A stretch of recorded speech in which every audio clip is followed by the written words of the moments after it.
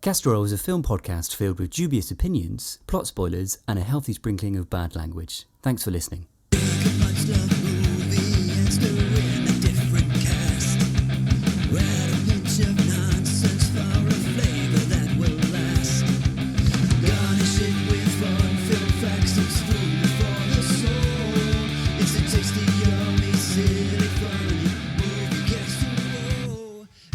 Hello and welcome to Castor. My name is Jim, and each episode myself and my two co-hosts, Sam and Nick, review one of cinema's much loved or unloved films with the aim of also serving you up a delicious recasting. Maybe not this week. But before we get into that, of course, don't forget you can follow and subscribe to Castor over on Apple, Amazon, Spotify, YouTube, Podbean, or wherever it is that you get your podcast from. And of course, don't forget to leave us those all-important 5-star reviews. As I said, I am not alone. Joining me this week in this cinema combo of a podcast, here's, of course, the large bucket of popcorn, which you can only order sweet and salted combo. There is no other option. It's Sam. Hello. Hello. You didn't go for popcorn, though, did you? I didn't. I went for some Skittles. You did? Yeah, I did. Yeah, that's some crisps. Some crisps. Skittles and crisps. I'm not... You can keep your salted popcorn, even as a... just... Salted popcorn's weird, man. Hot take. and joining me as well, he is the accoutrement to that popcorn. He is the large drink. He's, I don't know, whatever soda of choice you wish. Probably a Coke, maybe a Fanta. Why not mix them both and have a Folk? Or have a Nick. You know what I do? Or a like? Canter. Do you know what I do? Like, and obviously other He is a are Canter. available. I don't need to say that. Fuck you, guys. It's Nick. Thank you. I quite like a lilt. You have to say mean Fanta It's not Tropical called now? Lilt anymore. Is it called Phantom Tropical? Yeah, It shows how long it's I've been had one. discontinued. It's now part of the Fanta family. And do you know what else I quite enjoy? Because it makes me feel a little bit exotic. Is a Rubicon. Oh, I've seen you drinking a Rubicon. Have you? Yeah. So you were partial to a Rio. I don't mind a Rio, yeah, but and it's not a flavour I would ever go for on anything else ever, but a lychee Rubicon. Oh, I'll put that out there with your blooming beef and mint fucking pizza, whatever the fuck it was. Oh, what was it? It was lamb and mint. Pork and pomegranate seeds. Pork and pomegranate. Yeah. I'll have a pork and pomegranate pizza and a lychee. Can I have a drink, lychee please? Rubicon with it, please? Fucking hell. As I said, my name is Jim. I am the side dish of nachos smothered in cheese sauce and jalapenos. We are Castor. Let's review a fucking film. Yeah, I would have called you like the warm hot dog just slowly rotating on the side all night.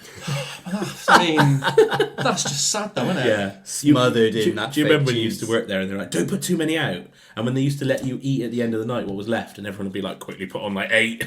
They never let us eat at night. Oh, mate. At least they never did on the clothes as I did. Must have Aren't been before those you, hot back in the dogs day. But I always be like literally the unhealthiest food in the world? I mean, let's not go really into that because, don't need cinemas coming down on us, but there are videos out there which have microscopes zooming into them and... I'd say the cheese sauce is worse. Really? In a tin. Yeah, tin and then just mixed And with add water in water. it. Yeah. Oh, it's not great. And then charge like fucking 12 quid or whatever. yeah. But yeah, the hot dogs always like, don't put too many on. It's only the beginning of the day. You turn around and the person you're opening with stuck 10 on. You're like, you fucking...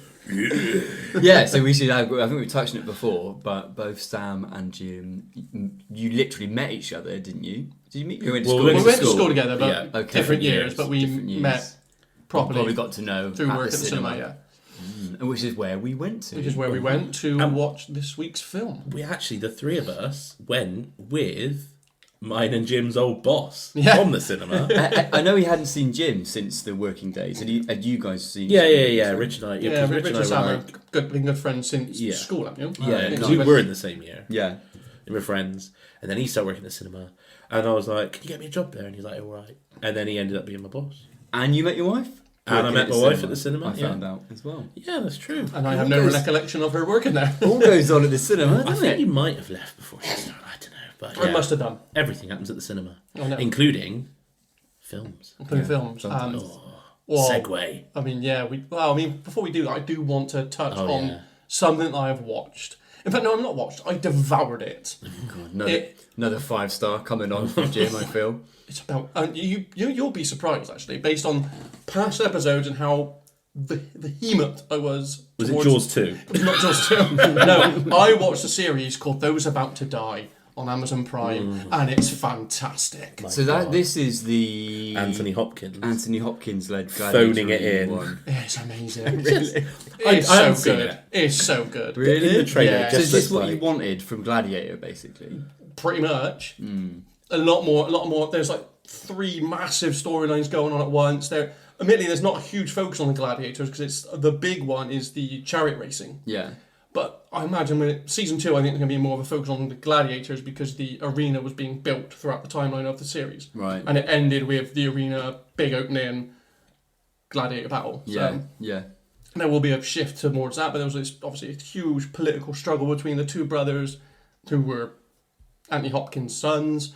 Then there's the underworld political struggle of I'm going to butcher his name, but so I'm just going to call him Ramsay Bolton. No, yeah. Yeah. I'm not even into his name. He's Welsh, so it's difficult to say his name. Well, Google seems to think it's pronounced Ewan Rion, and that cannot be possibly right. It might be. So, but I'm going to play it safe. Yeah, Ramsay Bolton. Yeah. He's amazing. I've got a funny thing. I feel like he's one of these characters where you're meant to want him to get his comeuppance because he's so fucking good. I love him. In this, he's amazing. Is he a baddie? He's meant to be. He's one of the other ones, like snidey little. Is he schemer. Ramsay Bolton? Just not as bad. He's not as psychotic. Hasn't cut anyone's dick off yet. No, the casting crew were like, right, look, imagine he sliced Ramsay Bolton he sliced a lot of throats. He sliced a lot of throats. It's still very bloody and violent, and it's just amazing.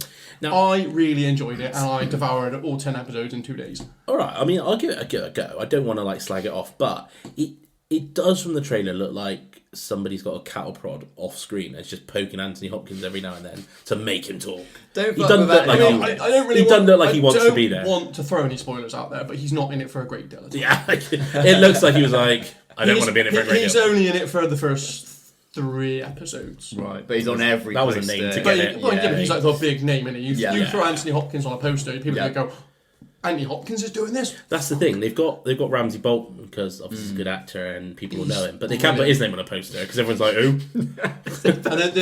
Ramsay Bolton. Ramsay Bolton. The other one I really I don't know his name. I probably should have looked up his name, but it's one of the sons of Anthony Hopkins, and he's phenomenal. He's like the really snidey, backhanded, want to do everything behind his brother's back to get the power from him, and he's phenomenal. So are you feeling any more excited for... And actually, I know you said I was excited for Gladiator 2 anyway, because the trailer looked really, really good. But I'm also still going to go into it with a lot of trepidation of like, I didn't like Gladiator. I thought the trailer for Gladiator 2 looks bad. I think just some don't of the stuff, call it Gladiator 2. I know, it's a different... I think some of the cool stuff, like, I think it's like, if I got it right, the Colosseum was like, they fill it with water for the ship battles and stuff. Like, all of that's quite cool. There's obviously some bigger, outside of the Colosseum battles going on, but the acting didn't look good. To me, it felt like you were saying about Anthony Hopkins. It looks like Denzel Washington's phoning it in a bit. I didn't even know Denzel Washington was in it. Yeah, he's quite prominent in It's the Pedro trailer. Pascal, isn't it? Yeah. But he's not the main character, is he? But he's in the trailer quite a lot. Yeah, and then there's someone else who's like the main guy in it. But Denzel Washington, from what I could tell, is basically like the Oliver Reed kind of Pedro character. Pascal looks like the Joaquin Phoenix character, right? And then He's other the guy Emperor, is, isn't he? and then the other guy is Russell Crowe's son. yeah, I think the guy that was in as the new Captain America. You know the kid from the first the Gladiator? new Captain America is Falcon. Not Falcon Captain America. Well, we're going to get so sidetracked We off really the are. thing and on the thing. The only thing I'm going to say is I watched Leave the World Behind. Any With good? Julia Roberts. So it's really weird because it starts off and you're like, oh, what's going on? Oh, this is interesting. Oh, this is interesting. Good performances from This everyone. is a thriller, right, with Julia Roberts and Ethan Hawke and I can't remember the name of the guy.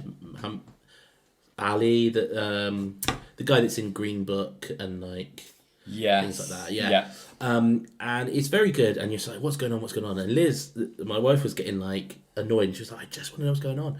And she kind of looked up like some spoilers as we were watching it. And she was like, oh, nothing really happens. It's a bit of a letdown. And I was like, oh, well, let's watch it. And it wasn't a letdown. It ended probably in the most satisfying way I could think. Yeah. It wasn't stupid. It wasn't like... It was kind of good. So, I thought it was all right. There was good performances, definitely. Oh, nice. Yeah. Maybe I'll give it a go then. I did watch one other thing last night, but I won't dwell too much on that, which was the new Guy Ritchie film. What's it called? Oh, the League of Ungentlemanly Combat. Oh, I do watch the Henry Cavill and what's his name? the guy from Reach. Name it lose me all the time. Yeah, we're terrible. We don't know. We're fucking awful. We should. We don't have Google. The only reason I don't want to dwell on it too much is because I would need to look up the actual true story that it's based on, and I'm not World War II. I'm not a history person. I hated that subject, so I would need to look up a bit more on the actual factual stuff on it. I did A-level history, and from what I've seen, I can tell you it's not based on much factual stuff at all. It's about as factual as allegedly. Allegedly, yeah. Allegedly it is. I don't think. You can take like half a sentence from half a quote of someone from might have been in the war and fashion like a whole story from it as well. Someone once said, "They're not fighting gentlemanly, so neither should we." And they're like, "Oh, no." Well, these are apparently things like from declassified files from Winston Churchill. Yeah. So, but again, like I said, I don't want to go too much into it because I need to read it. I do want to watch it though. Yeah. It was enjoyable. I watched the 2022 Jordan Peele film Nope. Yeah, I mentioned to you guys. It's pretty good. I think I think it's perfect. I really wanted really big things from it because I really enjoyed his first film Get Out. I think it's a masterpiece. So we should do it as part of the pod at some point. And then his next film, Us, I think was weird as fuck, but really interesting. This one's kind of like, it's partly like an adventure film, it's partly almost satire about filmmaking in and of itself, but it's centered around a really interesting concept around alien invasion. And like this main character. Someone's obsession with filming said alien. Yeah, so basically, without giving too much away, they discover that there is a alien ship / creature entity that is inhabiting sort of the sky and the clouds around where they live on this horse ranch, and they set out to try and capture footage of it to get rich and famous, basically. But the actual concept of the entity is really interesting and it's really well done, I think. So it's worth it just for that. It's got some weird side stories about like this chimp. This is part of a 90s show who like butchers all the cast and stuff during filming. And that's a true story, isn't it? I think it's based on it. Yeah. But it kind of delves a bit too. It doesn't really. I couldn't quite see what the purpose was of bringing that back around to the main kind of motives of the main characters in the story. But I think it's worth a watch, if not just for the alien. I mean, you've kind of sold it on to me, so I might seek it out. It's worth a shout. But I would definitely go and watch Get Out first. Yeah, I do want to watch that. That's so good. Well, I've seen bits of it, but I've not seen all the way through. But it's interesting. It's kind of like a new take on like, it's almost like Stepford Wives, isn't it? That kind of like little bit Stepford Wives, little bits of Body Snatchers. Like really. It's unique. Did he not do the others? Got an Oscar for that. Is that not him? Others. Is that not? It might not called the Us. Others. Is that the one with the like duplicate family? Yeah. Yeah, that looks scary. Yeah, that's super weird and creepy. Really interesting. Another one, but it's good. Oh well, it's good. Anything else? Nothing else apart from. I'll tell you what we did all watch. Yeah, we all went to the cinema and we watched Deadpool and Wolverine, like everyone else probably is this fucking weekend. And that's why we're doing this kind of more off the cuff recording, really, because we're at Jim's house tonight. And it sounds like we don't know anything. It's because we haven't really researched anything for this. We watched a film the other night and then came out of the cinema and all looked at each other and were like, don't say anything. Neutral, everyone just go. So we all looked at Rich. Yeah. It was like, poor bloke. Like, what do you tell us what you thought, please? And then he was like, yeah, good. What did you all think? And we were like, no. So we're here now. So Rich, listen up, because this is what we thought. Well, tell you what, let's start with Nick, because you are famously on this pod the non-superhero guy. So as a non-superhero Guy, what did you think of a superhero film? So yeah, I guess that's fair to say. I mean, I've watched, I think, the first Deadpool or some of it maybe. I've watched some of Guardians of the Galaxy. I've not watched a lot at all of the rest of the Avengers stuff, I think. Wow. How have you avoided that? Purposely. Like, yeah, Well, with a lot of if determination. it's just not your thing, you're not going to seek it out, are you? I know, but I just like. Have you seen Iron Man 1? Have you seen the one that Iron kind of Man. set it all I've off? seen some of the Iron Mans. I think I've seen one of Captain America maybe. I mean, to me, that feels like a lot, but if you put that down against the whole plethora of fucking... out of like 26. Yeah, It's nothing. I've barely scratched the surface, yeah. So I think I kind of knew what I was getting in for in terms of what the flavour of a Deadpool film is. I did enjoy it. I thought that it was exciting. It was funny at times. Obviously, I didn't get all of the kind of in-jokes. Yeah.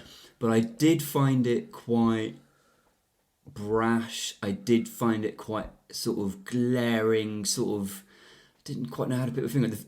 The first thing that stood out first and foremost, because it's in your face immediately, is just how violent this film is. And I found it almost... it was wild how violent this was. It's only a 15. It's certainly 15 it's definitely a step up in the violence from Really? from the past two, but that's I think Yeah. more because of how much fighting goes on. Whereas the Yeah. first two, there's not huge battles. You know, the first one, then he chops up about 20 blokes in the opening sequence again. But Yeah. compared to this, it's nothing. Actually, it's weird, but I think first and foremost, I think the reason that the Deadpool films are so violent is it's kind of it's you're a kid and you're 17 and you're not allowed to drink, and then suddenly you turn 18 and you're allowed to drink, and you go out and you might drink too much. Like superhero films for so long, you look in the comics, people die, people get ripped up. You look And in you the look at film- a Captain America comic. There will be still scenes of him smashing the shield down onto someone's I mean, face. he gets shot in the face Yeah. at one point. Yeah.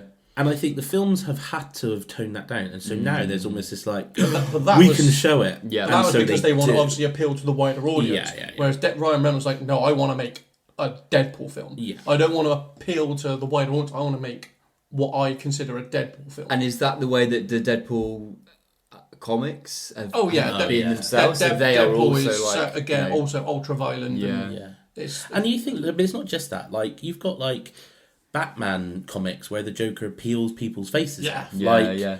comics are much more violent than the Yeah. films have portrayed them. But I also think a comic is a many steps removed from being able to realistically portray like ripping someone's spine out and hitting someone else with, like, there is a brutal extreme violence in this. And I just found I'm not kind of it's not put me off the film necessarily. It was just quite jarring, I think, and I think it was jarring in the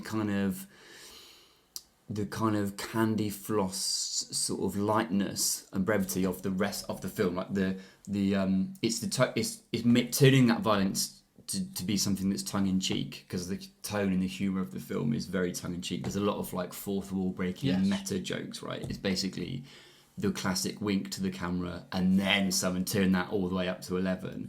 And I get that that's a hallmark of the Deadpool films. And I think that it really went that much further as well. There was in jokes about like the whole Disney take over the franchise, a lot of that. Some of it was funny, some of it was a bit like, oh god, like just get on with it now. But yeah, like, I think what was interesting about the violence is that, because we were chatting about it being a certificate 15, and I guess being the guy in this group that's kind of maybe more into like some horror films or sort of really psychological kind of like dark films as well. A lot of those films don't have anywhere near the kind of physical violence that was portrayed on screen in this film. The difference is that they carry a tone where it's like this affected somebody. Do you know what I mean? Like there was. I think it's the tone of the killing, isn't it? Whereas this is done in a very comedic way, playful manner. You know, It is more dangerous. It is like that's what I was trying to level with myself. I was like, am I right with this? And I kind of, I don't want to sound like a fucking like super sensible ninny about it, because it's fine, violence is everywhere in modern society, but I did kind of feel like it was so like, hey, look, now this guy's kneecaps have been smashed out or something. I was a bit like, wow, like they're really I think going for it. I kind of get it, and I think that what kind of jarred for me. This isn't a comment on how I like the film or anything like this. We'll move on to that once you kind of move on to it. Just about the point of the violence, it struck me afterwards when you said, "Oh, that was quite violent," that I hadn't even registered that it was. Yeah, and I think for me, being somebody that's like, "Oh, I'm terrified of horror films," and like, you know, like 24 Hours in A&E, if someone's like cutting a scalpel in someone, I'm like, "Oh God!" I cannot stand that. And yet the wife will insist on watching that when we're in her tea. I'm like, "What the fuck is that?" But that's I think what's a little bit worrying is if I see something like Deadpool, and for me, I'm like, doesn't affect me at all. Is that ultimate desensitivity? Exactly. It like? I think possibly the way you would get around it is I think they should be 18s. And I think they should be enforced. Like, because that's the issue. Because I think once you're 18, you can see it for what it is. And you can have these kind of like, oh, that was quite violent. And they went out of their way to make that violence palatable. Yeah. But I don't think a 15-year-old is going to see that for what they are. They might go out there and do something like that with their mates and fuck around. Like, oh, we're Deadpool, and then someone's going to get really fucking hurt. I don't even think it's like that. And I think like 15 maybe, but we all know when you're 15, you're probably watching it at 12. Yeah. And I think that at 12, that's what not sort of I was like, holy shit. It's not. I think the problem that everything is when you talk about like Grand Theft Auto and you talk about like these films and you talk about American History X, the danger of like younger people seeing them is not that they'll go out and do it. It's that they won't think that the things they're seeing are abhorrent. Yeah. That's kind of what struck me. And that's the problem. Yeah. And I think it being a superhero film almost makes it okay because you're like, we're not superheroes, they're not superheroes, this is silly. And you also kind of got the sense through that I think the humour adds to that in the and I think almost like the whole the whole premise of this film, it being able to happen, is based around this multiple timeline thing. It was introduced through the what's it called, the TVA. So that's obviously enabled like the whole premise where Deadpool needs to go and find another Wolverine from another timeline and stuff. But I also think that suddenly that whole idea of like, oh, it's all happening in different timelines, anything happens, anyone can die, it also removes any stakes, I think, because it's like none of this really matters, I think. And I think they did quite well to bring stakes back in. I think a lot of that is down to Hugh Jackman's performance as the grizzled Wolverine. I think there's still some quite good emotive moments that brings it back to like, I think what was nice about this is that it felt to me also like a real tribute at times. A tribute and a piss take, but probably a tribute more to the superhero genre, and I think but also to a lot of the actors that have put time into kind of their own franchises or being big stars. I did enjoy seeing like Wesley Snipes back as Blade. Well, I was going to touch on all of that as a whole thing. I want to go really into that in a minute. Okay. So anyway, Sam, what did you think of this film? What are just your brief opinions of it? I have seen all the Marvel films, and I like them all, most of them. Like, I do definitely feel that since, not necessarily since Endgame, because I quite liked WandaVision and I've liked Loki, and some things have been okay, but definitely the Marvel Cinematic Universe has gone downhill a little bit. And people were kind of saying about, this kind of being something that maybe kind of brings it back. It definitely did feel like that. This definitely did feel like truly like a film that you could kind of go like, that's a good film. I think probably, having seen all three Deadpool films, there aren't that many trilogies out there that are consistently as good as the Deadpool trilogy. Right. Because I'd agree with you there. All three films are pretty good. I would say this one is probably better than the second one. I like the second one, but I would say this one's better. And it did it in a really clever way because all the craziness that's happening, and you're right, you've got multiple timelines and multiverses and all that stuff, which if you haven't seen all of Loki and if you haven't seen all of this and that, it's so confusing. So it does definitely take investment, but if nothing else, it's a buddy cop film. It's a buddy film. I agree. It's that relationship and the thread and the very simple, grounded premise that pulls you through it and allows it to be, it's what we were talking about in other films. I don't want to make everything a Rebel Moon, but it's what we're... either that or Lord of the Rings you're comparing. It's what we're talking, but it is what we're talking. He's always got a crowbar one of them in, hasn't he? In Lord of the Rings, no, it's but it is that thing. It's like, it's very simple. You've got two characters that are very good and that are very fleshed out, and they have clear, good character arcs that happen at set beats throughout the film, and it is good. I also think you couldn't ask for a better pairing for Deadpool than Wolverine and that character. Because well, it helps that they are really close mates in real life. Yeah, right. So, I think we've obviously seen that in like all the big PR and everything. Do you know what? Actually, I saw a clip. Fucking poor bastards. During the marketing campaign for this, Ryan Reynolds and Hugh Jackman. Are you thinking the same thing? On Hot Ones. Was that the jacket? Is that the jacket potato? Oh no, the chicken wings. Oh no. No. Oh, that I've not seen that. Oh yeah, they've done that. Sure that's good. Brilliant. No, they're on a promotional tour. I guess it might have even been Wrexham because I know they've obviously both involved in doing. No, only Ryan Reynolds is. Yeah, but Hugh Jackman comes to. Yeah, I think he comes. Yeah, quite a they lot, hang out, right? Yeah. So and it was in the UK somewhere, and they were visiting. They like got to the front of a queue in a food van. Oh, is it the jacket potato guy? Right, and I the think guy that's, was like Tamworth. I think that's where it's located. Right. I'm sure it is. And the guy doing the food van was like looking up to his camera in the corner. Like, oh, they're nearly here! Like, super excited. They turned up. Wow, like crowds all around them.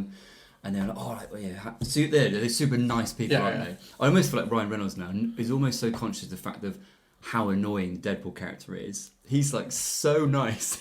I think it's how annoying he is. I think that is just Ryan Reynolds. I think that's just Ryan Reynolds dialed up to 11. Okay. I'm willing to bet when he's at home behind closed doors with Blake Lively, I think he's a nightmare. Yeah. I think she's forever going, shut up, Ryan. But like. So I was like, oh, he's obviously prepared something special. And he was like, oh, here you go, like for you, Hugh, got a special for you. And I was like, oh, this would be like the fucking Wolverine burger or something. This would be amazing. Like 3 hot dogs, like sliced like knives. He gives one of them a fucking jacket potato with cheese. That's your one. The other one, jacket potato with beans. Yeah, nice. Right? No cheese and bean combo. I mean, can I just say, I don't understand people's obsession with jacket potatoes. Oh, I love a jacket potato. No, they're fine. They're fine. But the idea that somebody has been like the idea that you could get away with doing that. Would you go to a food van This just says to me, get a jacket potato. This just says to me, Sam, that you've not had a good jacket potato before. I've had a good... The best jacket potato is still going to be a fucking potato. Which for our international friends is a baked potato. Yeah, baked potato. We can't cut this. We're not cutting it, so you're just coughing. You got to cough and fart your own. I'm sure we can cut that a little bit. But like literally, like I'm like, what person is going out there and thinking, do you know what I want? Fucking jacket potato. Spud you like can do one. Right. I tell you what, right, I'll give you this for free, okay? There's only one way to do a jacket potato, and I'll give it to you now, right? Nice hot, crispy jacket potato.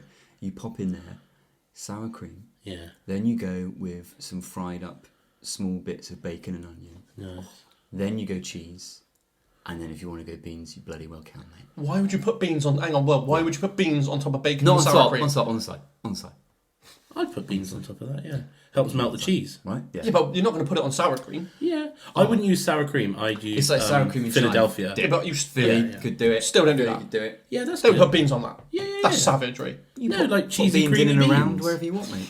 You can put a dollop of Philly in beans and mix it up to make a nice creamy bean. I mean, that's more acceptable. But that's exactly what you're doing. You're just doing it in your mouth. No, it's not. Right, anyway, I'll quote that. Right, it's not the mixture of text in the mouth. Right, so getting back. Yeah. I really liked Deadpool. I thought it was good. I thought it's got the MC universe, the Marvel universe back on track. Okay. I thought it was really good. But yeah, it was super violent, and I think at some point probably there should be some sort of stakes, because in the second one, Vanessa, his girlfriend, dies, and then he just uses a time machine to bring her back. Yeah. So there's no stakes. There's no real. It's all and just he like can't die. mental. I mean, there were stakes. The end of his fucking timeline. Well, but that was the stakes. The universe was going to his timeline. Yeah, can I ask you this? Right, not being as familiar with all of the films, As far as plot goes, fundamentally, how different are they? And what I mean by that is, from the few I've seen, right, they all kind of seem to hinge around basically the same plot. We're talking about just the Deadpool Not just films. Deadpool. Just superhero films. Superhero films in general, yeah. There's always a something world-ending, world. yeah. It's like get the crew or have an adventure with somebody. That's superhero 101. I don't think you really could have a fundamentally different plot, could you? Well, I mean, Deadpool in itself is. Because Deadpool 1, it's him just seeking revenge on the guy that turned him into Deadpool.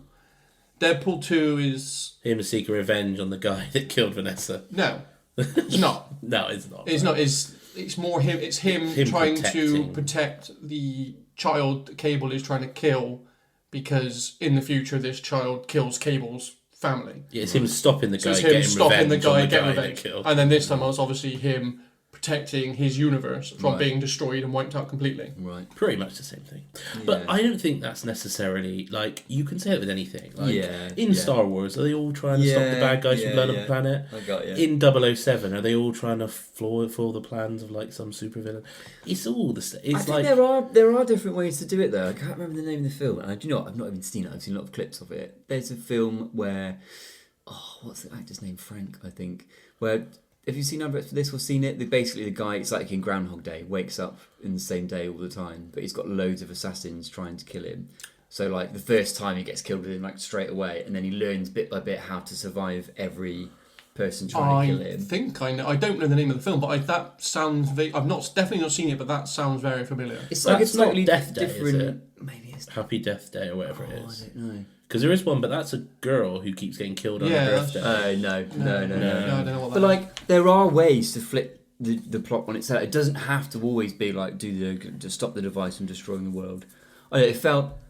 I did definitely enjoy it. I thought that there were some interesting characters. Obviously, there's a lot of, like, really enjoyable moments where you see these classic characters come back. And I think in a Deadpool film, it's quite nice to see them come back and be a bit more, like, sweary and kind of adult and that kind of thing.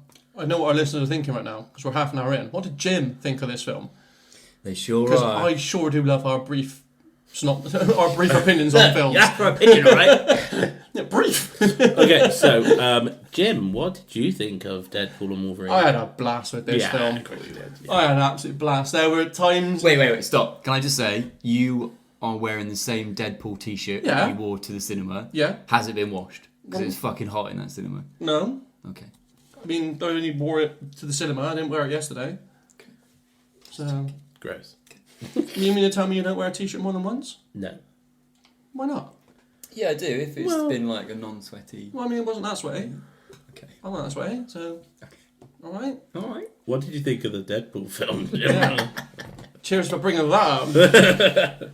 Well, I do think listeners should be picturing you in a Deadpool t-shirt right now. Well, that's fine. But And nothing else. I mean, I can whip the shorts off if you want. But yeah, as I said, I had an absolute blast with this film. There were moments in this film, which we will get to, which I genuinely felt the need to scream, fuck off. That's how excited I was, like, fuck off. That's how excited I was during some of these scenes. We will get into them. I think I did audibly at some point shout, "Let's fucking go!" but not, like, too loud. I don't even... It was... I mean, Richie looked at me like, fuck. For the last half of that film, I don't think I had a smile not on my face. To be fair, it was fun seeing it in the cinema because lots of people were like, "Oh man, whoa!" when like different cameos were happening. But, There was a lot of- yeah, we've cinema- I've mentioned... been to Let's cinema for actually ages. go There's a lot of in reactions. to these cameos that we've mentioned, because there were... Spoilers. I mean, Lot- obviously, yeah, we yeah, say spoilers at the start. yeah. There's going to be spoilers. There are huge spoilers for this film, so for fuck's sake, watch the film before you listen to the pod. Then come back and listen to three people ramble on about it. So, those notable cameos, I will go in... I've written them down, but I've also thought, fuck it, let's actually... It wasn't Hugo Weaving, by the way. Was it not? No, it's not. It didn't look like It Hugo did look Weaving. loads like him, but that was the guy that originally played Sabretooth. Yeah. Who was that? Carry on. Oh, you were asking... Right, okay, you weren't on it, so... Right, okay. So we had Chris Evans. He wasn't the first one, but he was like the first big one that showed up on the screen. That was well done. And obviously you were led to believe that this was Captain America because you had glimpses of red and white on his arm. Then he jumps down, does a little superhero landing. He was... The way Deadpool described him as all goody two shoes. You make you thinking, oh, it's Captain America. And then he goes, "Oh my god, you just say a thing," and then he shouts "Flame on." I shit my pants with excitement with this because I'd forgotten he fucking played that Human Torch. Are you wearing different pants at least? I'm definitely wearing different pants. Oh, is that what it was? I thought it was like a different timeline. No, he was the a lot of this film is wasted. He was the original Human Torch. Right. So and I from where? From what? From the Fantastic Four. Fantastic Four. Okay. But like shit, it wasn't that good. So yeah, so I could obviously it was better than the new Fantastic Four. I've not watched Jesus it. Christ. But yeah, so obviously that was like, whoa, Human Torch. I mean, I remember there was people in the screen going, fuck, because they were just as like, oh my Christ. And no, I mean, he was brilliant. Yeah. I thought he was absolutely fantastic. And what was the in-joke that did Deadpool have a bit of a stiffy for Captain America? He just had a bit of a stiffy for the Avengers in general. It's just like, again, there's so many like, if you know the comic books and if you know like, and also like other Ryan Reynolds films, he's like if you've seen Free Guy, he like uses a Captain America shield and Chris Evans in it, going like, what the fuck? Right. You know, so there's lots of like in Ryan Reynolds, Chris Evans jokes. It's the Ryan Reynolds verse, really, isn't it? Yeah. So you've got to know a lot about him as well as past Marvel films. Then obviously one of the next big ones was Jennifer Garner as Elektra. It was really nice to see her back because that film I think is widely regarded as one of the worst Marvel films. The Elektra film. So to see her come back to this and just get her flowers and kick some ass in this film was really good to see. When did she get flowers? By kicking some ass in this film. I think he means metaphorically. Metaphorically, get her flowers by coming back to this film and kicking some ass. Oh, right, yeah. I don't know that's a saying, but it should be. It is a saying. Where are the flowers? It's just a metaphorical. As in, like, get her a nice send off. Get her, like, have her. Okay, yeah. Have her moment in the sun. Right. And then it's like, get her flowers. Get her flowers. Get her flowers. For fuck's sake. Right, I'll remember that from now on. It's a saying. You look out before you don't believe me. Then, of course, as was alluded to, Wesley Snipes. This was like the one I was like, oh, fuck. That's cool. And he looks amazing, mind. For his age, he looks brilliant. How old is he? He's got to be in his 60s, easy, surely. Yeah. But he looks in incredible shape.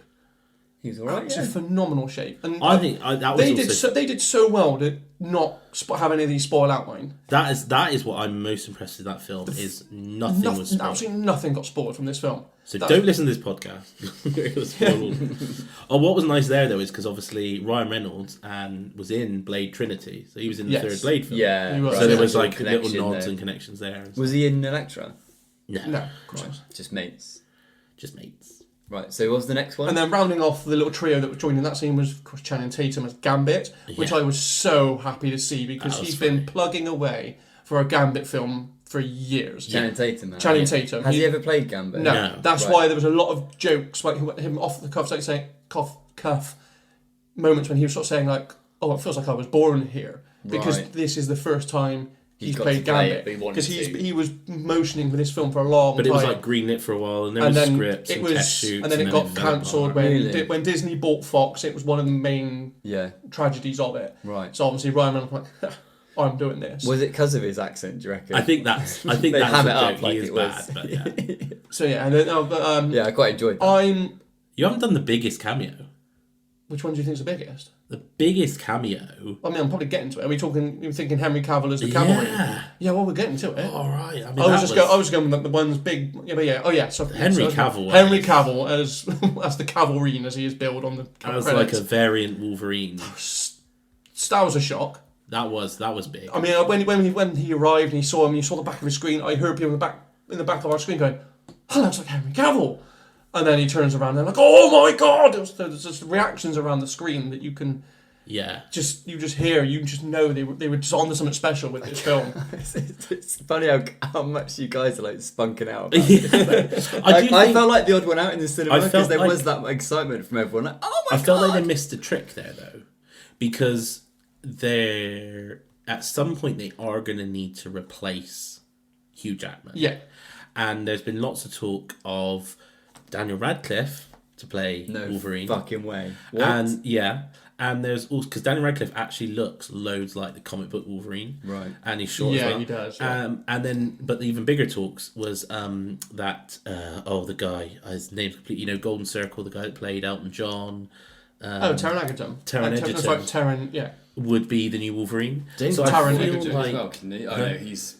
Yeah, so James McAvoy, he's Charles Xavier. Yeah. So I think they could have teased one of them that would eventually take over, because Cavill's not going to be the new No, Wolverine. of course he's not. But I just liked him. It was good, and I think it was funny when he was like, "We would have treated you better than the other guys." Like, that is good because they proper dicked him over with Superman. So. Oh, yeah, why? What? So like they said that like he was going to be the new Superman. He wasn't he? He was. Yeah, but he was Superman, coming. But then he was coming back to do Superman it again 3, basically. because that's why he left the Witcher series. He left the Witcher series to do Superman again. Well, and also because the Witcher was shit. Oh, and then they've swapped him for some other bloke. Yeah, and then James Gunn came in and rebooted the universe. Okay. So yeah, You don't know any of this. you know what I mean? Come on. Fucking hell, mate! Stop watching Korean horror films. They're good. Did any of you catch any of the people that voiced the plethora of Deadpools that were? All the timeline Deadpools that came in. Well, So- I know that Lady Deadpool is Blake Lively. Yeah, so she voiced Lady Deadpool. She is Lady Deadpool. She didn't just voice her. Well, so she is Lady Deadpool. Did you catch who voiced the Skull Deadpool, the floating skull? No. So that was Nathan Fillion, Nice. and the Cowboy Deadpool.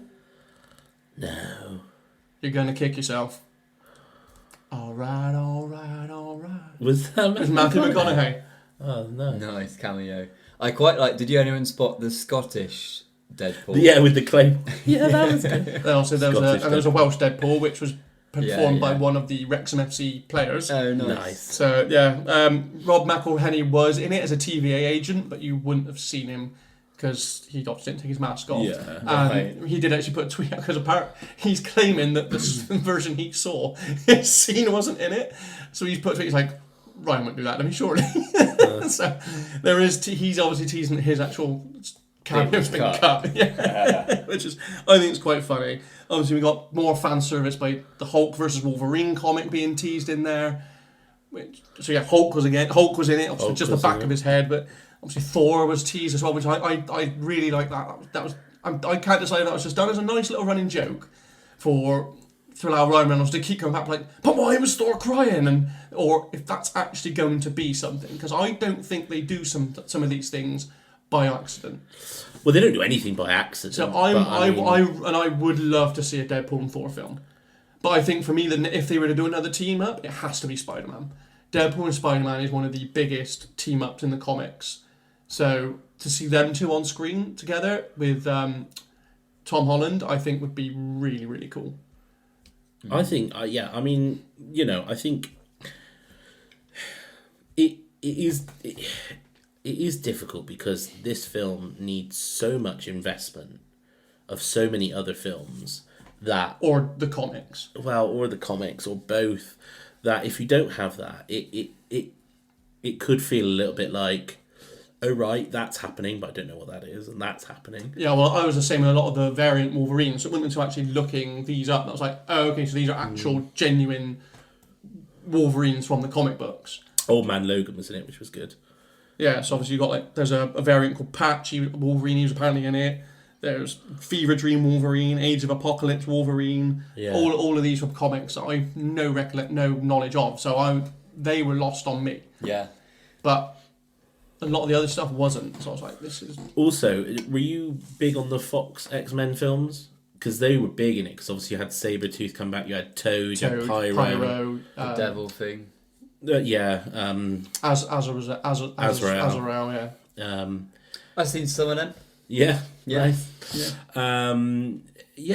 I mean, It was the ultimate big superhero crossover sort of. It was a jizz fest. Event, yeah, it was big. Yeah. And to be fair, I totally get the enjoyment from that. The one thing I think that anyone, whether you're a big fan, not a fan, like Liz is an okay fan. We're actually going to see it tomorrow night.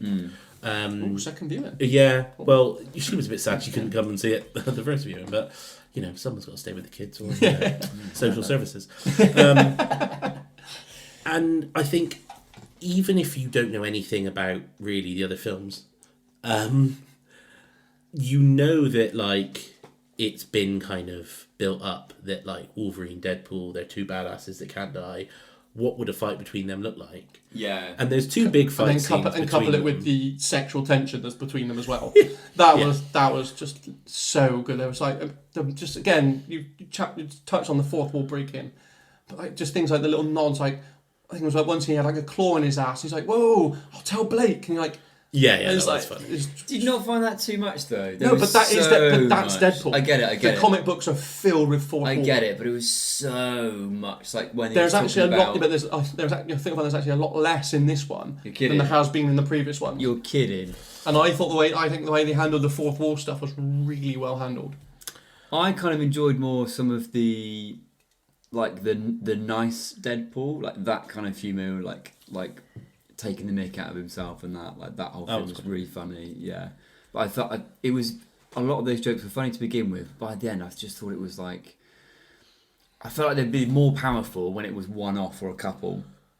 That whole idea of breaking the fourth wall was an extremely kind of powerful thing. But by this point into the third film, they're not going to be new, or right. So it's just we expect it. Yeah, so everyone's dial it up. Everyone's going into it expecting the fourth wall break. And actually, as much as it was crazy and all that stuff, I actually think they didn't fall too much into the trap of just making it bigger and louder. Like, it probably was bigger and louder than the other two. Oh, massively. Well, it wasn't massively though. That's the thing. Like there are like huge slow motion fights. Like think in that second film, that whole fight scene through like the armored transport, the fight scene in like the armored prison, like the whole fight scene through like that like school for orphan boys and stuff. There's huge set pieces, and I think this one, like there were like two fights basically between like Wolverine and Deadpool. There was the TVA massive fight, and then there was sort of the fight at the end. But it didn't feel like they were just there for upping the stakes' sake, if you know what I mean. No, these fights felt like they had a purpose. It did, and like the fights between Wolverine and Deadpool did live up to expectation. I think it was. They were brutal. Yeah, and I think that's the thing. But just getting stabbed. But that's the thing. Like, the thing is, between those two, they know they can do that to them because they both have regenerative powers. Yeah, they can't die. Yeah. They both know so they if can't die. You can't die. You don't find a defensive way at all. But I still don't want to see someone getting stabbed in the midriff like multiple times. Like, I think that's what's worrying like, about it. It's like I it felt does queasy take away at some agency. of it. Yeah, because I was Not like, agency. oh my god, this is so violent. But what's weird is like, I mean, did it help that to start the film off, we had him killing a shitload of TVA agents with a backtrack of Bye Bye Bye by NSYNC? Yeah. Did that help? I mean, to be fair, it set me set up the well tone, for didn't the it? tone. It Yeah, set the I tone know, of that film. it's clear what Yeah. I'm getting into now. Yeah. him killing lots of agents with the corpse of original Wolverine is funny. That I think was inspired. I think that was brilliant. So I don't have my weapons. I have I have an adamantium skeleton, so let's go to town with this. Was it the same director as the first two films? The same Sean Levy, same director as the Night at the Museum films. Probably not a direct comparison. Probably not. No. I just think in terms of like the comedy, another good handling trilogy. the comedy, and like the action sequences. I thought the action was pretty well done. I think there's a lot of continuous sequences. So the sequence with the Deadpool fight, where the camera's panning and you get the continuous fight on that was very well done. Where you see like all the different other Deadpools getting taken out, like you get like going back to like the Scottish Deadpool gets like pulled onto his own claymore and stuff, like super violent, but I think you could make out a lot of individual really well choreographed sequences. That was good. My only thing with like whenever you get, and obviously they make a very sort of knowing joke about the fact that these like multiverse things have kind of been done to death and they're a bit shit now. Is if these are like literally just basically variants of them, how come our Deadpool is so much better? Like, like even if say like the other variant Deadpools are only 80% good, there's like 100 of them. Yeah. How is he killing them so easily? Because he's got Wolverine. I know, but that's the thing. But like, Yeah. it didn't make it seem like Wolverine was the only thing giving him the edge in that fight. No. And I think like I know this is like silly and it doesn't matter, but like you do kind of think like it kind of takes away from that idea that like it's multiple universes that are all the same apart from one difference. Apart from Deadpool, maybe. Yeah. it just makes it seem like you've got the universe we know and then all the shit ones surrounding us, which is a bit of a shame. Maybe the nice Deadpool, it was obviously like nice Paul with the whole joke of like him being used as a human shield and not stuff. being able to like, regenerate. That was brutal that and was funny. so funny. And the way he played it, where he's like, "So how long does it take to regenerate?" He's like, "Regenerate?" yeah. You know. And then Wolverine's like, "You just did that on purpose, didn't you?" No. Yeah. No, I didn't. What's that? You got... I'll just say this right now. I'm not a dog person. Oh, I love dog. And I think people that let their dogs lick their mouths are disgusting. And there is a lot of dog licking mouths. Yeah. It's gross. I think it goes They back lick their to own assholes. I almost think Ryan Reynolds would do almost anything to get people to think he's a bit less annoying. Because that dog was licking his inside of his mouth. That dog was going to town. Yeah. And I don't think that was CGI, was it? Nope. I mean, the mask might have been okay. Because there was a lot of him licking the mask. No, there was a lot of him licking inside his lips and gums. So yeah, but overall, pretty good from me. Kind of an okay from you. Yeah, I enjoyed it. I think there was parts I didn't feel massively comfortable about, but I feel like... Do we have a favourite scene? Because I have two. Go on, mate, you go. So, for me, it's my two favourite are the second Deadpool Wolverine fight inside the car. I just think the way they managed to choreograph that and still keep that level of violence in such a small, confined space, and then obviously pay it off with the joke of Wolverine having Deadpool wrapped around all them with the seatbelts. Yeah. I thought that was just really, really funny, really, really well done. Absolutely love that fight scene. And the other one we've already touched on it, but Chris Evans' reveal as Human Torch. Again, I thought that was played really, really well. It set the audience up, made you think Captain America, psych, Human Torch. I thought both those scenes were fantastic. Yeah, I've got two, but they're actually almost the opposite of your two, in that I really liked those and they made me kind of, clap like an idiot and eat more popcorn and all that stuff. Yeah. But I think my two favourite scenes, one is the one where Wolverine is sat by the fire off to himself, and Weapon 23 comes up to him and he's sort of like, "I don't want to talk to you, kid." And she's like, "Well, I want to talk to you." He sort of says, "I'm the worst Wolverine." And she's like, it doesn't matter, it's what you do now. And he's like, "I'm not that guy." And she's like, "You never were." It's that, like, that kind of a scene. Those scenes, and I think that was a really nice scene. And then the scene at the end when it's all done and they're just sat eating shawarma, which is a really funny nod to the first Avengers film. Yeah, okay. That's like a post-credit scene when they go for shawarma. Yeah, right. Yeah, but I think that scene was only available in America though. I don't think that shawarma scene was in the UK cut. Yeah, well, I saw it. Did you? Yeah. I didn't. I sat through the credits. Yeah, definitely. Yeah, I think it was. But I think those scenes, the reason they were my favourite were because they reminded you that you weren't just watching a circus act for 2 hours. There was some all the other stuff is basically just really great stunt doubles jumping around with each other.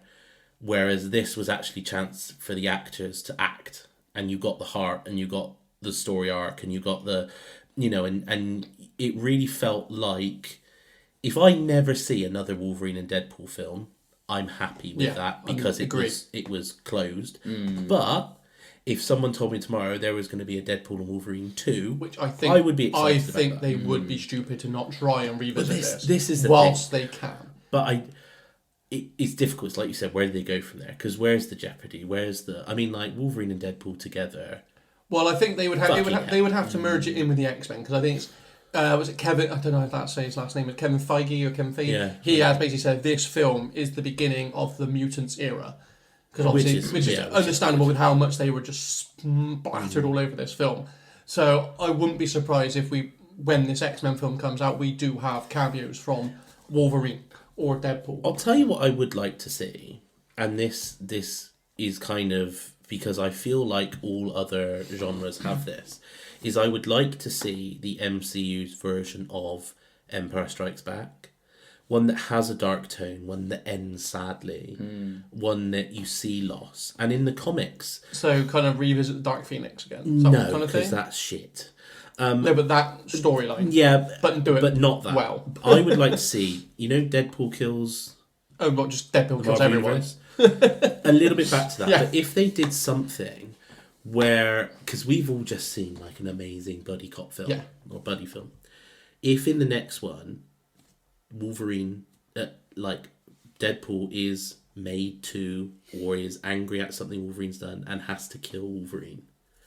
And then ends up killing Hugh Jackman's Wolverine. And it ends...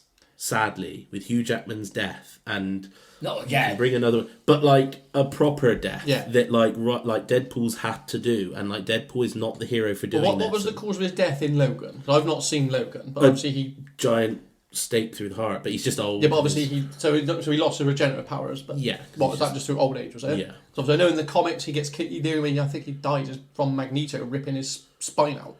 Because obviously adamantium, basically Magneto rips his skeleton out.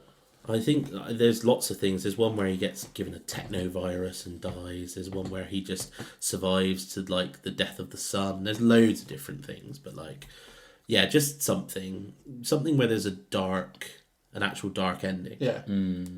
I'd like to see that kind of a Marvel film. So it'd be a proper Deadpool versus Wolverine rather than Deadpool and Wolverine. Yeah.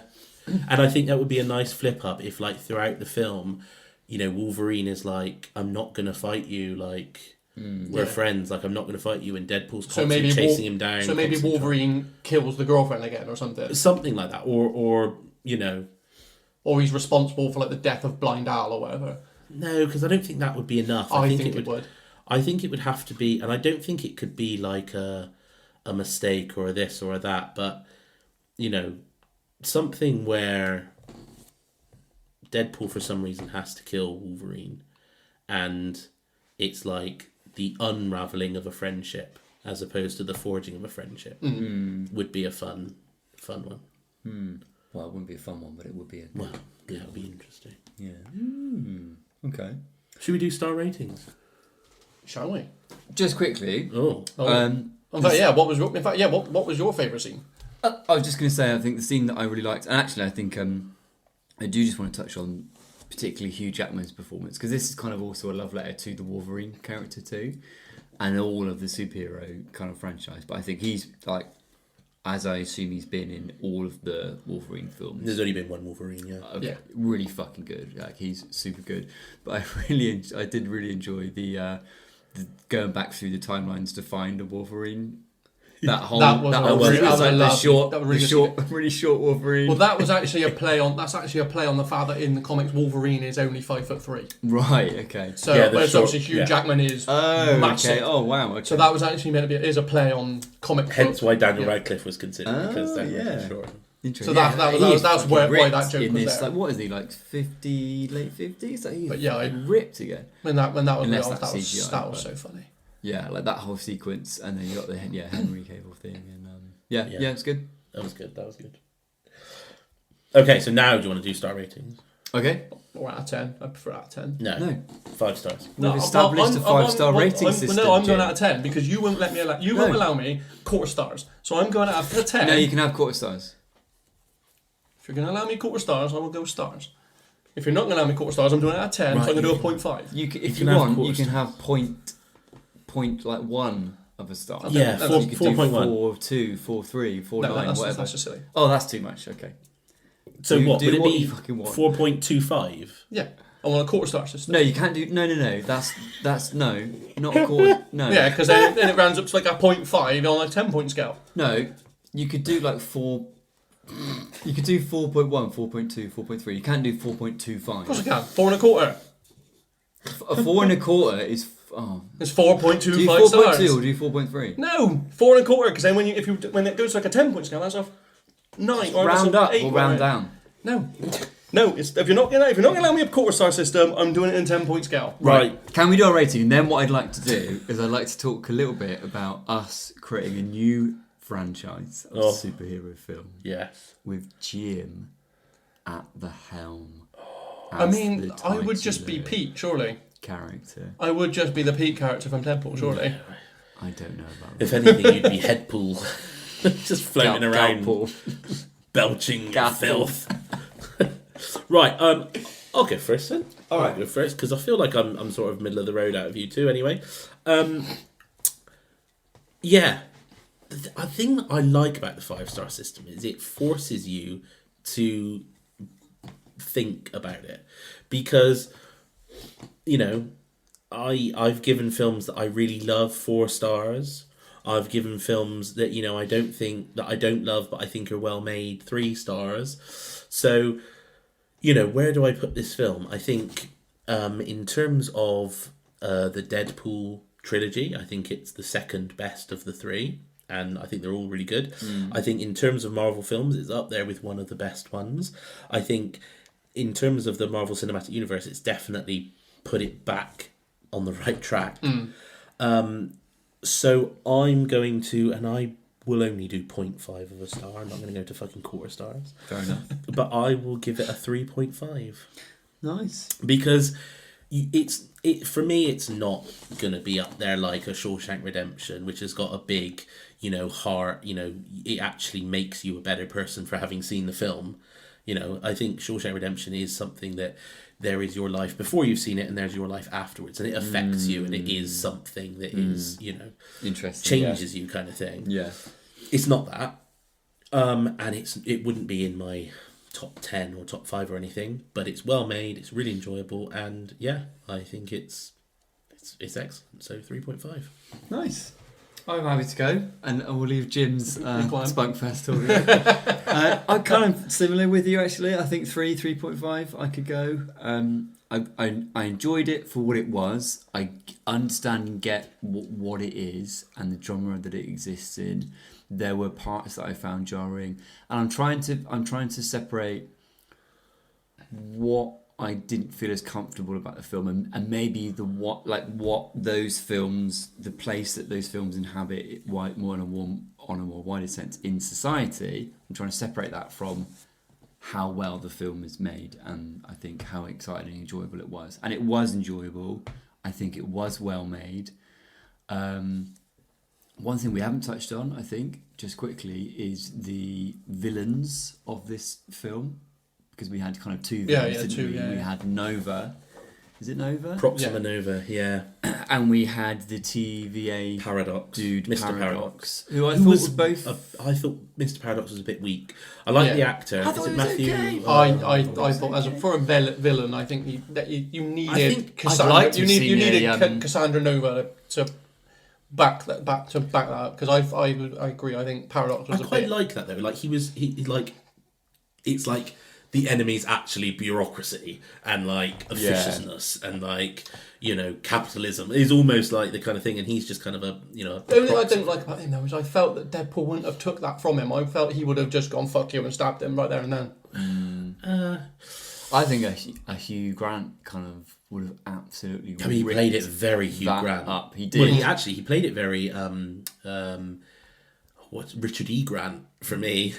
He would have been unbelievable in this. But yeah, he was fine, and I think he was pretty good. But it was, I think again they almost played into that. Like the thing of this film was not the villains, almost. It kind of wasn't. It needed villains, so they were there. But Nova's powers made me so uncomfortable. The fingers the in scene the head. of fingers, I was like, fucking hell. Yeah, I thought that was so uncomfortable. It was well done. There were some funny jokes around that and stuff, but there was a serious edge to it. Actually, do you know what? Because that's been one of the complaints about the MCU of late is the bad CGI, and that was done really well. I thought it was done really well. It wasn't like the fucking third eye in Doctor Strange's face at the end of Doctor Strange. That's bad. There are some bad CGI moments. So this you can see they actually put time and effort in, which was nice. Yeah. Yeah. So yeah, so 2 3.5s. 3.5. I'll go 3.5. Can I go 3.25? I'm gonna stab you in the face. Just go 3. I'll go 3. 3. See, this is why I don't like that, because 3 rounds out as a 6 out of 10, which is an insult to the film. Doesn't add out as it a does, 6 out of 10. because it doesn't. It does. Because that's why you got your 3.5 stars. You got 10 point. That works as a 10-point scale. So if you multiply it, it becomes a 6 out of 10, which is an insult to the film, which is why I prefer the 10-point scale. But either way, star rating 4.25 stars, because then it comes out as an 8.5 out of 10. Right. Because I personally had an absolute blast with this film. But the way you described this, your reaction to this film, the way you summarised your feelings about it, that's got 4.5 written all over it, mate. No, I don't No, because think... 4.5 is his best. 4.5 is his 5. No, He goes 5 now. No, He's it's allowed to not. go 5. Oh, he goes to 5 now, yeah. He's allowed to No, go because I don't think it deserves the 9 out of 10. Right. I don't think it... I don't. It's a great, excellent film, but I don't think it's... I don't think it's worthy of that upper echelon where you would go 9 out of 10. Something like...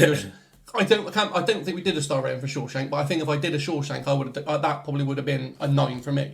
Okay. You know, that's because it's that kind of exceptional film where you go that high. FYI, can we retrospectively give Shawshank star ratings? I go around the table. Okay, well, 4.5. Yeah, I'll go 4.75. So I have 5 for me. I'm going to give Shawshank a 5. I think it's a perfect film. Do you know what, though? This is another interesting example because you gave an animated film, a completely different genre, 5 stars. Yes. And I think it is okay for a film like Deadpool and Wolverine to be given in theory, right? I'm not saying we would, but in theory, a rating as high as, say, a Shawshank, because they are completely different absolutely. films. I totally agree. They are very different films. One is, it depends what you kind of get off on or what you emotionally react to. Admittedly, the way I've described it, I did have an absolute blast with this film, and I really have enjoyed the past 2 Deadpool films as well. But I don't know, there's something about me that I just don't want to put it in that upper echelon of films. I feel it's difficult for a sequel to get a 5 because you haven't got that originalness. And a superhero film as well. Because it does lack originality from it, essentially constantly borrowing from its predecessors. And having said that, actually, my 2 highest Marvel films, the best one I think is the original Iron Man 1. But my second favourite is actually Captain America 2, Winter Soldier. I think that is one of the best Marvel films. Yeah, I think because you take any superhero element out of it and it's still a fantastic film. Yeah. It's just well made, it's suspenseful, it draws you in, it would make an amazing like Bond film, or if you were gonna do a Metal Gear Solid film, do it like that. Captain America 2 is fantastic. I think Winter Soldier is definitely a step up from first Captain America, but I don't know, the Iron Man trilogy, I wasn't so high on that. I love that. Actually, Iron Man 2 I think is one of the best. It's really underrated. The first one is good. I hated Iron Man 2. Yeah, a lot of people say that, but Iron Man 2 was the most faithful to the comics. He has a problem with alcoholism, and the main villain is everybody stealing his tech. That is all Iron Man comics. Mm-hmm. So it's actually the most faithful to like... maybe the most faithful. I think it was one of the worst. Well, I personally didn't like it. Each their own. What I would say about this film is, in comparison to some other films where I find it easier to talk about like what I felt about, say, the cinematography or the soundtrack and that kind of the composition. The soundtrack was great. The soundtrack was good. I think it's one of the best soundtracks I've heard. Obviously, it's borrowing a lot from still not as good as Guardians 1. Guardians 1 is. Well, I think all the Guardians films have got phenomenal soundtracks. I suppose that what I mean by soundtrack is like originally composed music as well. Score. Like score, not soundtrack. Yeah. Like this. Yeah, this obviously got very well placed songs on this. Well, obviously, a lot of the songs choices worked into the comedy of the film. Yeah, really well. You know what film's got the best score? Go on. Lord of the Rings. Shut up. Oh, shut up. Of course it has. Yeah, I think in films such as this where it is we so have to put you on a Lord of the Rings CGI ban. heavy. You're not allowed to mention Lord of the Rings for like another 10 episodes. Why? What? It's a perfect film and it fits for everything. Where the films are so CGI heavy, it's difficult to talk about the cinema and CGI and action sequence heavy. It's difficult to talk about the cinematography in so much as kind of the framing of shots and that kind of thing, without also having to talk about the effects and the CGI. And I think they can be the same kind of conversation, but it kind of muddies the water for me. So I think that's why like we haven't even mentioned about like the cinematography of this film. We haven't spoken about the framing of shots. We haven't spoken about the color palette or anything like that, because it's got every colour palette under the sun. But it doesn't. It doesn't. It's like Neil Buchanan came back from heart attack and went, whoop, this is my big heart attack, and it's just this film. But that, I guess, I get it. It is there, and it is thought of, and it's done well, which is why it doesn't jar. Well. Yeah. But it's not essential. Yeah. Um, So it's, Just not in the same way that the colour palette of, say, Lord of the Rings, when they're moving from... I've given him a ban, and so he now thinks I'm going to double up. Do you know what? I hate this. I was reading back through the Empire updated list of 100 top films of all time. Mainly just to think about new films that I need to get you to see that you've probably not seen. And that'll probably come in and go, fucking rubbish, this. Is it number 1 on their updated list? What is it, mate? Fellowship on it. Yeah, it is, isn't it? What did it used to be? I don't know, what did it used to be? Shawshank Redemption. Did it? Yeah. I don't think so. I wouldn't put Fellowship at number 1. Well, that's because you're wrong. No, I'd put Two Towers. Two Towers is my favourite, but it's not as good. I'd put that one as number 1. But the thing is, this goes back to what we were talking about. Fellowship should be number 1 because it was more difficult to get Fellowship to be that great than it was Two Towers. There's not the huge battles. It's more about a personal story. You've got to get a lot of difficult concepts over it. It was the first one. You had to get people to buy into it. It was all your eggs in the basket, and if it failed, all the others failed. Fellowship is the best film because it is all about the characters, all about the journey, it's all about the setup, it's pure emotion and nostalgia and the beauty of the world. It is the best film, but I prefer Two Towers because it's got that fucking awesome Helm's Deep scene in it. So but yeah, Fellowship is. I don't think we ever actually need to do a Lord of the Rings episode. We just take these bits over the last whatever many episodes, and we can cut together a Lord of the Rings episode just from that. So good, those films. We've been sat here in darkness. Yeah. I know, I was just trying to do quiet so the lights would go click. Click. So Nick, you said something interesting about we're doing a Castor-Roll cinematic universe. Yes. What will we do?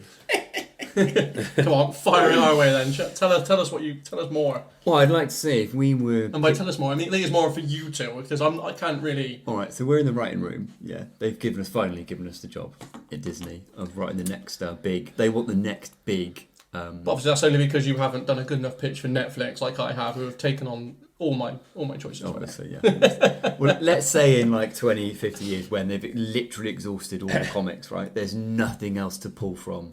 We need a brand new hero. What do we base it on? Who is that hero? It's so difficult because I thought you were going to say hero or villain. And Jim just has the perfect makings of a villain. Do you reckon? Because all villains, right, you can boil all villains down to a single premise that Jim has on an episode basis. What's that? And that is, I have my beliefs that are really strong and no one else seems to agree. That is the essence of a villain. And that is Jim. He is, right? Literally, the only thing missing is him stumbling across like the powerful artifact that gives him. Like he's one vat of acid away from being. I am the artifact. He's one vat of acid away from being this world's real life Joker, right? He's just there and he's like, it should have been 10 stars. And it's just he's mental in the shadows, like, Scargiver was a masterpiece. Do you know what I've never once said that. You know what I think you'd be really good at is being like the comedic foil sort of wingman to the actual hero. Like the one that makes the hero far more interesting than the hero actually is. Right, yeah. Well, not even a Robin, like Hit Girl in Kick-Ass. Yeah. Yeah. Do you know what I'd really like to see from a superhero film? And they kind of did it a little bit in farts. I've just forgotten the name of it. What was the one with Will Smith? Hancock. They kind of touched on it in Hancock, but they kind of then veered away with having them basically be like Greek gods or like aliens or whatever. But I like the idea of like a hero that is almost not in control of his powers. And I'm not talking about like, the X-Men before they've been taught by, Xavier. I'm talking about like, if you really were like Superman, it would be so difficult for you to be connected to humanity. And it's why I like films like Watchmen, because, Dr. Manhattan, he gets to a point where he's just like, I'm sorry, I see you as insects. Like, your lives mean nothing to me. They're so fleeting. And I think it would be interesting to have a superhero, it almost like combine a superhero genre with the like Star Wars of the light and the dark side. A superhero that's like conflicted with like what he, because we as like people all have it. We sat there and we're like, God, I wish I could just own that car, or I wish I just had a bit more money, or you know, like I fucking hate my boss kind of thing. And if you were a superhero and you could just go, I've broken his neck, I've robbed that bank. Could you not say something like The Boys, like those, you know, is being done to an extent? But I think in The Boys, like you don't have like A-Train is the closest we've got with a character that's conflicted. You've got Homelander that's a cunt. Yeah. And you've got Starlight that's amazing. Yeah. And you've got like Butcher who you got the Deep as well. But he's not. He's just all out bad, really. Has he gone? Well, like, I mean, it's just they're not. Obviously, I'm not up to date. In Series 3, where I am, he's trying to worm his way back into. Yeah, but exactly, he's just selfish. He's concerned. Like, without giving too many spoilers, like A-Train is now kind of trying to do the right thing, but I'm talking about a superhero that's not. You know, A-Train's trying to do the right thing because he's got a family. And the thing with the Boys universe is none of them are really superheroes apart from Homelander.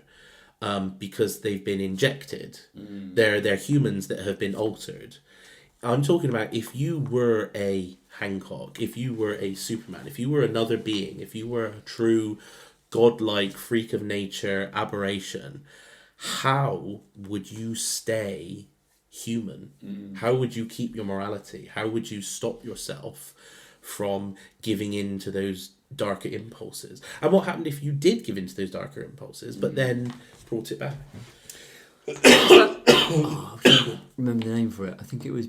I'm not going to confuse it with Saltburn. I think Brightburn. That was interesting. Yeah, that was an interesting take and a much darker take. There was also one as well called. So, where am I fitting in with all of these things? You're the villain in every universe. Right. The first thing I want is to get you into spandex. We need to get your suit sorted. Right. He does. Lex Luthor, right? Got the look. He's bold. Got the look going on. Yeah. Yeah. Yeah, Right. I could see you as a Lex Luthor, Boldness. just not sort of Boldness. intelligent and rich. Yeah. I Or want like you, a dumb poor Lex Luthor. Cheers, mate. I want you greased up Oh, with like kind of a large watered down. Have you been having those dreams again, Nick? Yeah. Greased up. Get you into your spandex. Okay. suit. Well, what does my suit look like? Okay.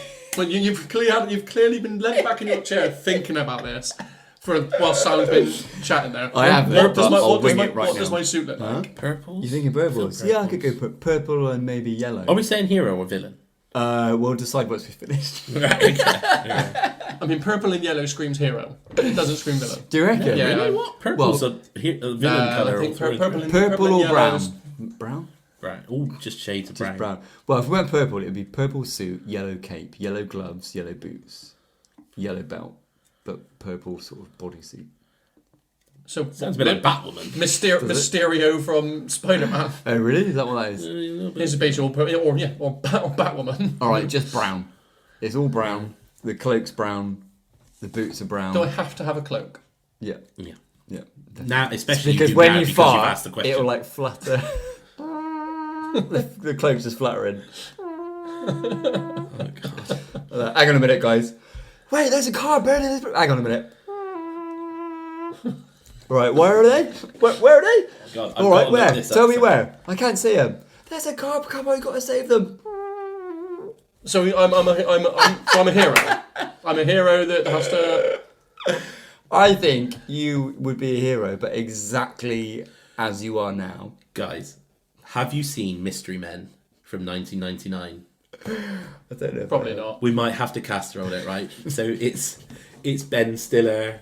It's got like it's got loads of cool people in it. It's basically like a superhero, but they're a bunch of losers. Yeah. And one of them in it's called the Spleen.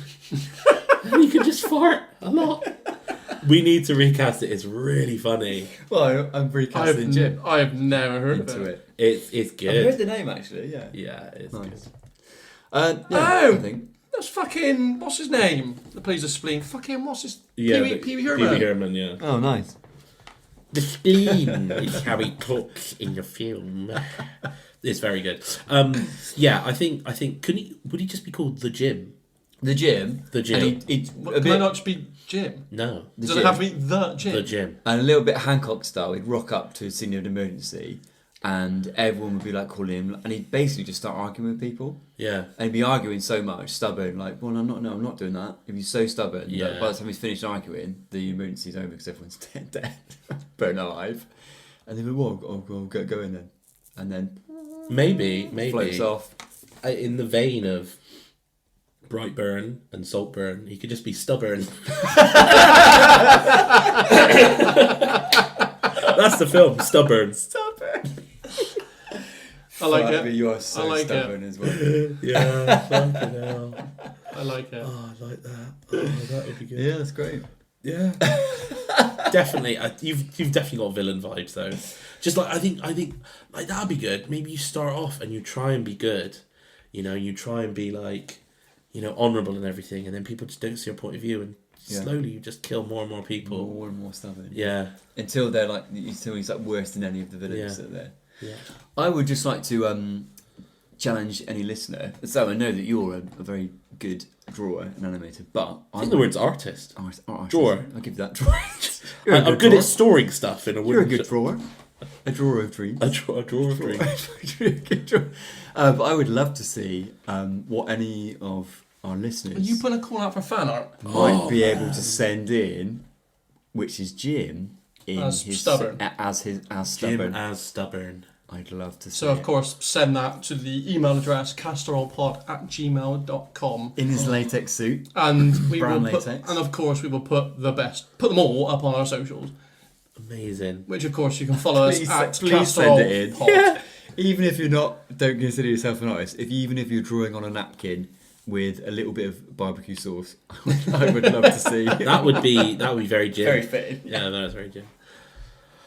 Oh, well, I mean, this is good. I mean, it's a weird review. We haven't actually talked much about what happens in the film at all. But I mean, people would have seen it if they were doing it. It was always going to be an absolute shit show of a review. We like doing this. We like to say we're going to review a film and then never actually review the film because we just get so carried away and I think wayward on. I think we did review the film. I think what we'd done before is think we've got to talk through every scene. yeah, we didn't do a breakdown of the film. Don't need to do that. Not a film breakdown. We We've can done a review film the film. review. Yeah, that's fair. Okay. Yeah, we didn't do a scene by scene breakdown, which I think's fine. Yeah. But Because yeah, I don't think we would get a scene by scene done on this film because it was so fast paced and There's a lot going on. yeah. Deadpool's in it. Yeah. And Wolverine. So Wolverine. Yeah. Yeah. So yeah. Good review that. And we invented a new superhero / villain, Stubborn. the Jim Stubborn. No, not the Jim. Stubborn. Stubborn. Do I have a symbol? Yeah, but you could never decide on it. I You think keep changing it. I think it'd be a little pile of cheeses with a lightning bolt through it. Something like that. Oh, the gout. Ooh. That's a good superhero. But Would it be, that's a villain. Because every The gout step is- he takes would be like, The gout is a villain. But maybe his superpower surely is the he power gives would- people gout. The gout is that I would just walk up and touch someone and suddenly they've got Yes. like her crippling gout in their joints. Like, oh, fuck. When danger's near and you're in need, if you're in doubt, call the gout. well, on that note. Do I have a sidekick? Oh. Does either Stubborn or the gout have a sidekick? That's another one for listeners. I'd like to see what people send in. Can I say, Yeah. I feel like a perfect sidekick from you would be a Muppet version of you. That maybe only is in your mind. Hey, stuffed Jim. Hey, the gout.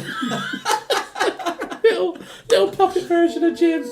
Yeah. Everyone's going, what is he talking to? You'd be 32 if you had a guy's hand up your ass. At this point, it's just wind. So now that's got to be added to the fan art. Yeah. We need Puppet Jim I feel and like- Stubborn / the gout. I feel like it's going to be a couple of days before this request comes my way from you, Nick.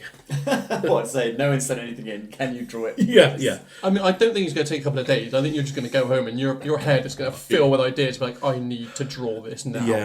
Yeah. Well, there might be some art of us coming soon, isn't there? So stay Watch this tuned. space, Watching for that. Well, anyway, it's been an absolute pleasure and a joy to chat about Deadpool and Wolverine. You've heard what we've had to say. Let us know what you think about the film by getting in touch with us at casserolpod@gmail.com. Not at casserole, just casserolpod@gmail.com, or join us over on X at casserolpod, where you can get in touch with us. I'm on there as well as at Casserole Jim, where I will reply to you. We can have a nice little chat about what you thought of this film, what your favourite moments were. Was there anything you just didn't like? Maybe it's your opinion he can disagree with. Send him down the path of villainy. Maybe we can have a massive argument on there. Why not? I haven't had one in a while. Yeah. I tell you what, if there's anyone out there, I know there's a lot of awful lot of cosplayers these days. A lot of people pretty au fait creating costumes. So you're not asking a Just a cosplayer. mask. Are you not For asking those a events. cosplayer to dress up as what you've just described? No, I'm asking them to get in touch, and Jim will give you his measurements. And if you're open to it, creating the I feel like stubborn costume. I feel like Jim's mask would be a bit like Gambit's, in it would cover every part of his face other than any identifiable features. Like it would leave like the top of his head open. It would leave all his face and his ears. It would just cover everything that didn't matter. Cover the beard. Yeah. Just a little skull cap. Well, look, I'm not being funny. If it works for Clark Kent, That's true. Yeah, all you got to do is stick a pair of glasses on. that's true. Job done, yeah. So if it can work for him, it can work for me. But anyway, that's been our review of Deadpool and Wolverine. We will be back next time with another juicy little casserole. Until then, I've been Jim. Goodbye. I've been Sam. Cheerio. I've been Nick. Au revoir. Just like you were going to say. Au revoir. Movie casserole, casserole.